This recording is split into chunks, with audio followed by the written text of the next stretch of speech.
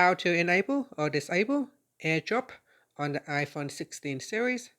First, let's return back to the home screen by swiping up at the bottom of the screen.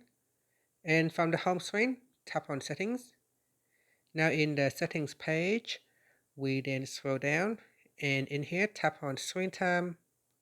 After that, scroll down, then tap on Content and Privacy Restrictions.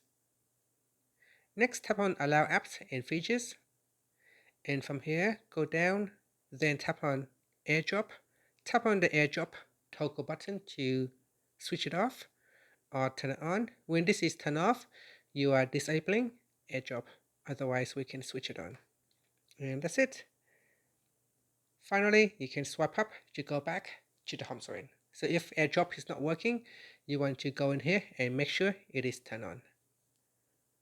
Thank you for watching. Please subscribe to my channel for more videos.